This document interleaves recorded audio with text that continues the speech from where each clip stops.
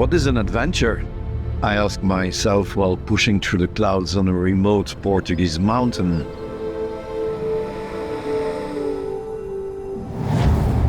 Is it the view that opens up here above the clouds? Is it being in this different layer of the world at this moment in time? Alone on top of the world?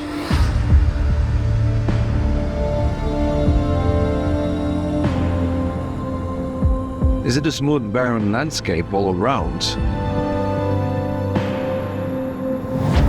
A strong wind gusts trying to get me off balance?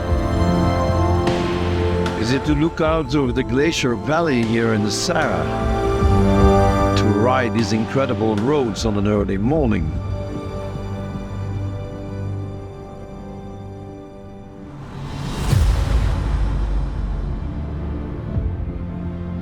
Is it to get lost, to be free as the birds?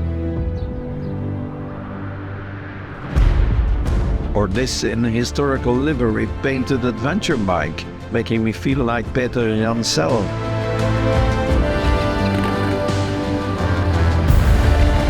Is it a phrase from the script of the movie The 25th Hour? Keep riding till you find. Is it to discover? Or is it just slowing down? Stepping up and sitting down, doing what you haven't done for a long time? I don't know. It's a difficult one. While I'm already feeling adventurous, riding a softer piste, there's my travel companion for who the adventure ride only starts when there's brap and jumps and slides. When there's dust and rocks, splashes, bumps and sweat. A bit like a befriended motorcycle journalist recently said, an adventure is when the ride becomes slightly uncomfortable. So, for both of them, the ride is only an adventure when it pushes you, and there's no importance whether you're in the open terrain, blasting through thick forest, or anywhere else in the world. Their aim is the next stop, the next bump, the next corner, the next trail. It's the adrenaline, the risk. Does this mean that any ride on a motorbike for anyone at any time is an adventure? According to Wikipedia, yes, we donated. Adventures are often undertaken to create psychological arousal, or in order to achieve a greater goal, such as the pursuit of knowledge that can only be obtained by such activities. Anyway, let's stop philosophizing and get ready for this adventure. Last year we crossed the Serra da Estrela and mentioned you could be riding here for days. And that's exactly what we've just been doing.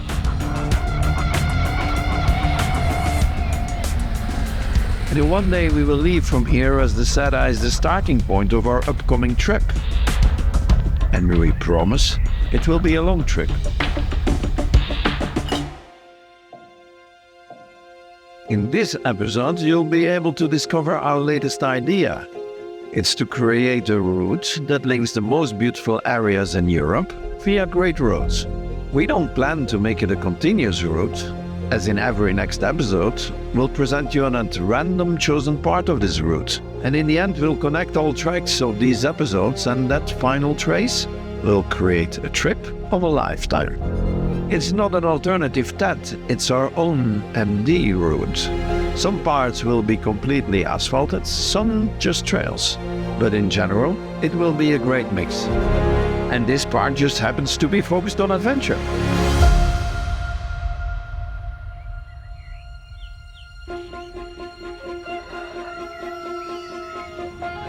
We leave Lapa in the early morning.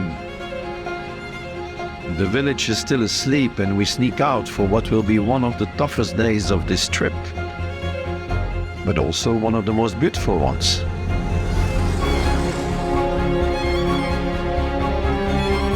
On the program there's asphalt till Loriga, and from there a happy mix with more off-road.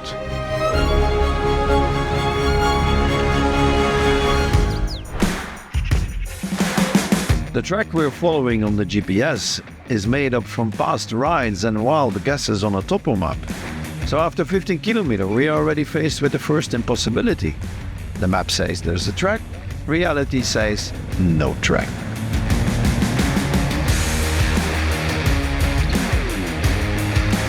In general, we're going steady. The tracks are beautiful, still some are a bit more challenging.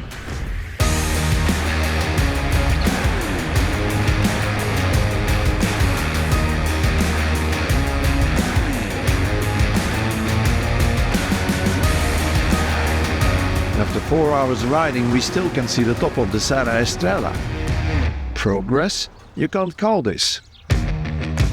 The view after Silvares, however, is beautiful. The service road of the windmills create an amazing track. And the descent to Partida is the toughest one so far. We mustn't forget we borrowed the bike. Adventure, you said? Slightly uncomfortable. All boxes ticked so far.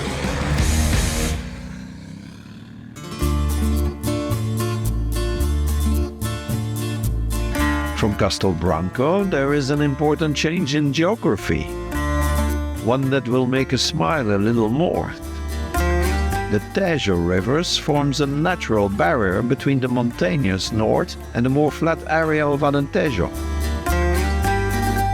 This makes the riding a little less challenging, and at the same time it brings back our hunger for adventure. The roads are curvy, the track's dusty, and at certain moments we even feel like we're riding through the African savannah. Mind you, this is still Portugal, but beautiful without any doubt. It's also very quiet here. The storks can only agree. They too are enjoying the empty villages and the silence of the area. Nothing ever happens here. Life just flows, with from time to time the occasional splash.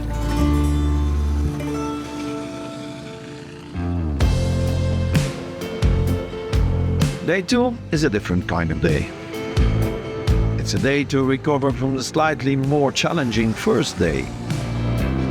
Maybe not in terms of difficulty, but in terms of uncomfortableness.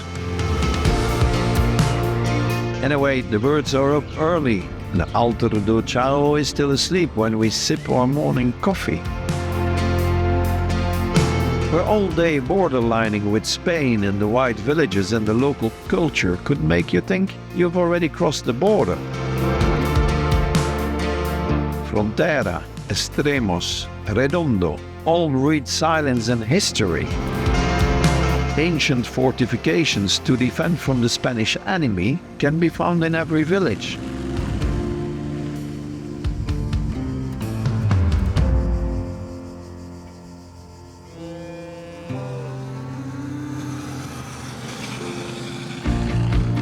We're riding along the Albufera de Alqueva, or the Rio Guadiana. It's extremely beautiful here.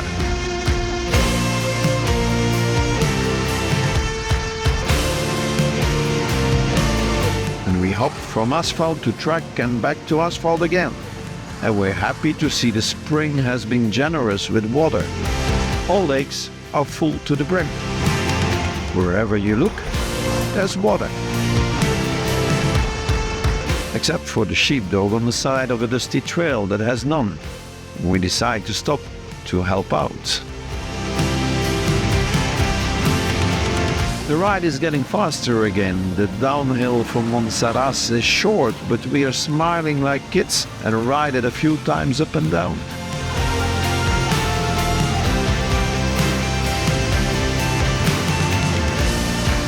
The rest of the day, the route just flows, and before we realize we have entered Spain. Aroche, a few kilometers over the border, welcomes us with tiny streets and a very well-hidden hotel.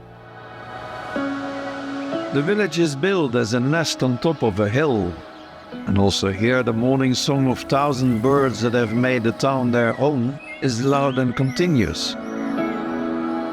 Knowing the day will be hot again, we once more decide to leave with the early light. We're in Cerdo territory. Jabugo, more precise. The free-roaming pigs rule the hills, forests and land. And we ultimately decide to stop trying to get on the tracks and get our revenge another way. Un bocadillo con jamón.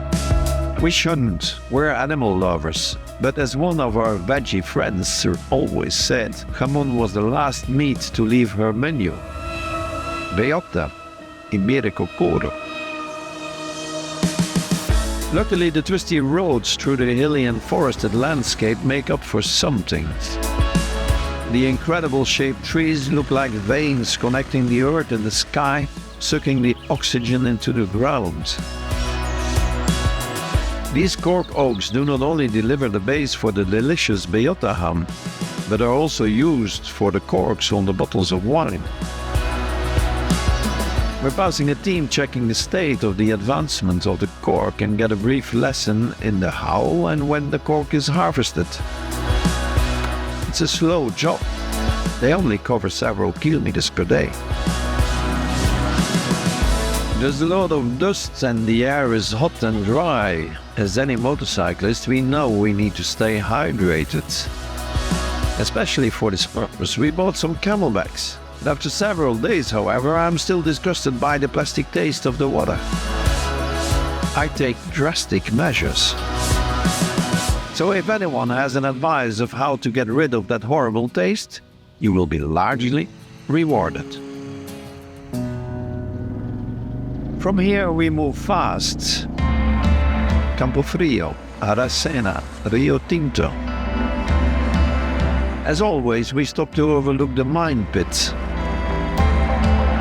I've been here many times, but my travel buddy looks with open eyes.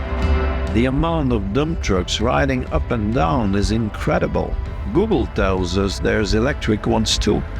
Good for the environment. Still, not convinced of the green power compensation for the hole they are digging, we must admit we love the colors here. We look in admiration at what's created by the mining.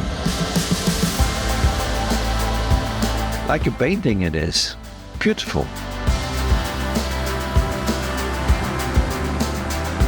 Our day ends in the soft afternoon light around Carmona. We take advantage of it to find a way through the millions of sunflowers on the flats below the city. It's an incredible view and there's plenty of tracks linking with each other across the fields of flowers.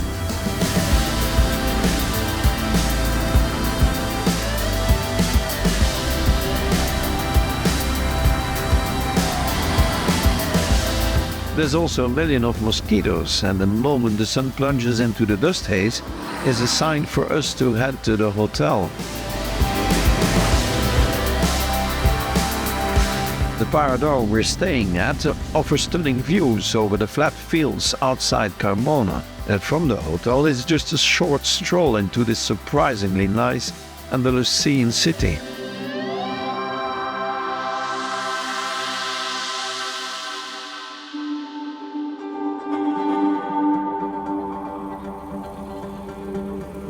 Today is a special day.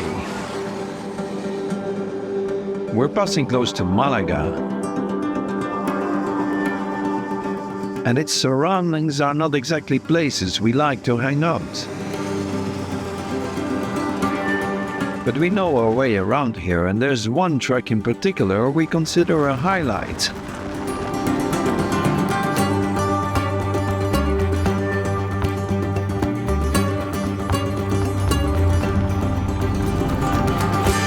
It's one of the best kept secrets of this area. We assure you, it's one of these overlooked by thousands. A little gem. And also today there's nobody and we enjoy the silence and the solitude up here. The tracks are rocky, but not challenging. They won't kill you. But a suicidal sheep may do.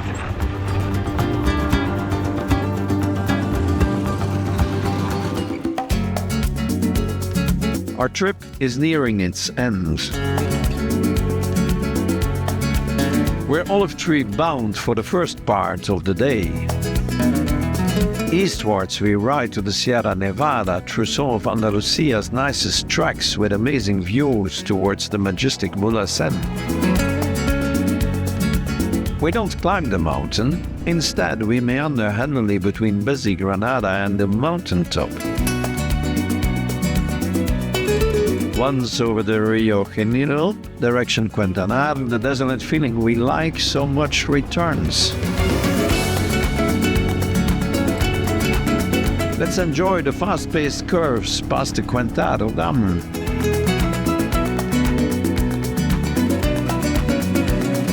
The white trails and more dust. The Mediterranean pines. The unnamed road out La Pezza past a little tunnel bringing you to Benalúa.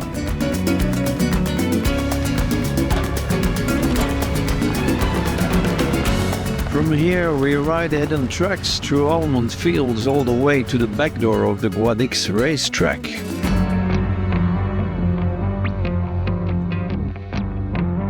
We're approaching the apotheosis of this trip, but we decide to make a detour. So we're on the highway to Vélez Rubio, a torture for our nobbies. Once back on track, we enjoy a last blast through the white chalk surrounding Orce.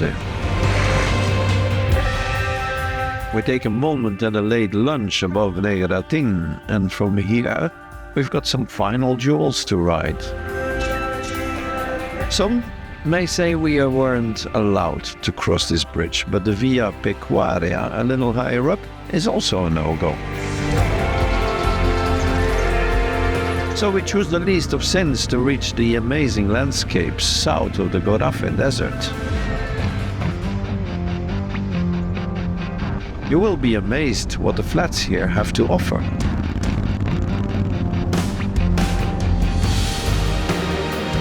Just before the desert, the clouds pack together and a heavy shower is our part. Rain and Gorafe absolutely don't match. So once more we improvise a detour to allow time for the rain to get absorbed into the desert. And for us to get the best from the canyon. Adventure, we said. While at this stage the uncomfortable has reached the limit for me, the true die-hard will of course choose the stars as a cover.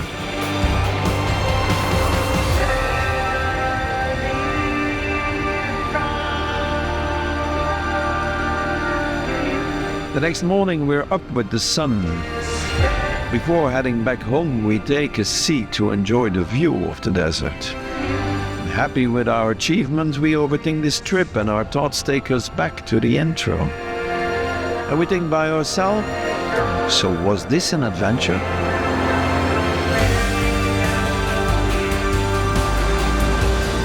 Yes, we can say it was.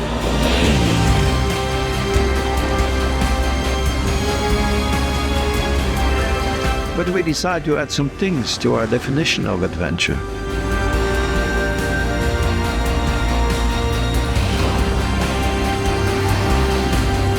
Adventure is a motorcycle trip that takes you to wonderful places. Often not in the most comfortable way. But always remember,